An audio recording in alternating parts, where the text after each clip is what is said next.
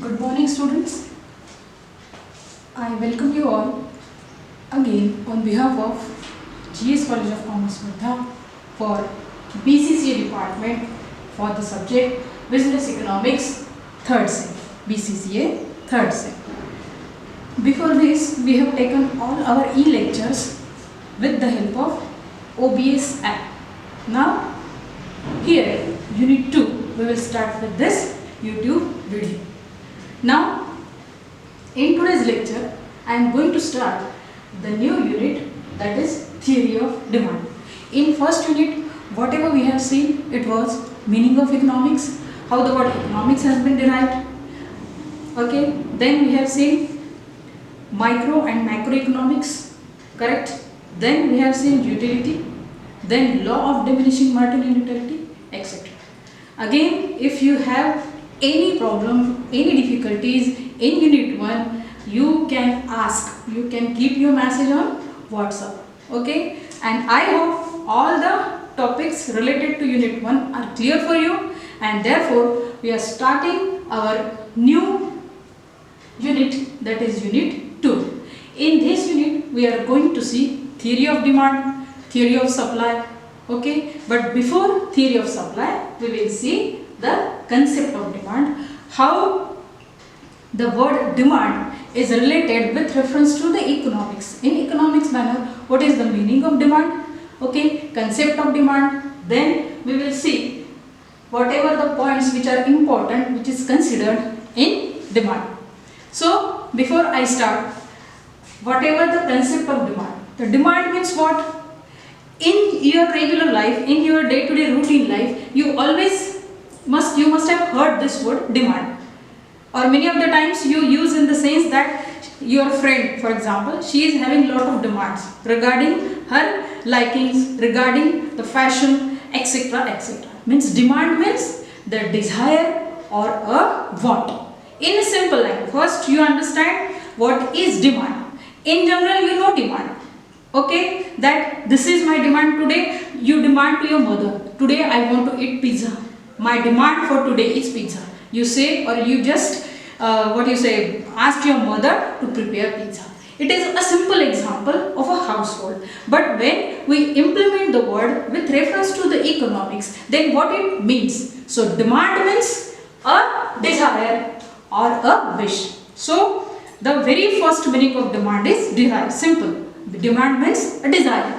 Now, how it is applicable with reference to the economics when it is used for an individual, when it is used for the consumer, and how the word desire or demand is related with reference to the different commodities. Okay, now we will see here whatever the concept of demand we have written. So demand is a desire or a wish which is backed up means which has a support of, which is backed up by ability or a capacity to pay for the goods. Goods means the products or the commodity. Products को economics में it is said goods and commodities, and willingness of the consumer to spend for goods. So what is demand? Again I will repeat. Demand is a desire or a wish which is backed up, means which has got a support of ability, means the capacity or the ability of a consumer to pay for the goods, and willingness of the consumer to spend for the goods. Whatever is the desire, whatever is the wish to buy the product, which must be backed up, which must have a support. It means the person who wants to buy a specific product, he must have what? A willingness and capacity or ability to pay for that goods. Therefore, what is demand? Demand is concerned with consumer behavior. How it is concerned with, or with whom it is concerned with? It is concerned with consumer behavior. Being an individual, being a person, being a member of the society. For example, when you go to the market, this is what I have told you in earlier sessions also. When you go to the market to buy something, to purchase something, then you become a buyer or a consumer. Consumer means when you are buying those products. After buying those products, you are consuming it, and that is why you are called as a consumer. So it is analysis which is concerned with consumer behavior. So what is, first of all, what is required for demand? Demand is a desire. When there is a desire in your mind that I want to buy something or I want to buy this commodity or the product, so that is a desire. First of all, desire is there, and that desire is known as will or wish of the individual, of the consumer, of the buyer. Okay, and that is why, again I will repeat, it is a desire or a wish which is backed up by the ability or a capacity to pay for the goods. Capacity to pay means that consumer must have that much amount, that much money to spend for that goods or to spend to purchase that commodity. That is why it is called ability, capacity or ability to pay. Means that much income, that much money he must have so that he can buy those products. And willingness. So willingness is again, why? Although you have a money, but many times you don't want to buy, you don't wish to buy that product because it depends on the necessity of the product, priority of the product. So willingness is one of the important thing. Willingness of a consumer to spend for goods. And therefore, what is demand? What demand says? What is demand? Demand is an analysis concerned with consumer behavior. What it is concerned with? It is concerned with consumer behavior. Clear? Now, we will move on to the meaning of demand. Concept and meaning, it is one of the same thing. But again, we will make the concept of demand more clear with the help of meaning. So, demand means a desire, and a desire means an urge, means the urgency, the need, okay, the priority to buy the products. That is why it is said desire means an urge to have something. Okay. Now we can take here the example of mobiles also. Okay. Today, mobile is a need. Okay. So it is an urge. Although many of the times it happens, some of the students or some of the persons who are not, they don't have that much money, their capacity, their ability to purchase that product, that is purchasing power is not that much available, means the money is not available with them, but it is urge. So it is said desire means an urge to have something. So demand means a desire or a wish which is backed up. Again we have said here backed up. So that backed up means a support. Which support? Monetary support. A support which backed up by willingness and ability to pay. Here we can take the example. Just now we have seen the example of mobile. Now we will take the example of TV set, that is television set.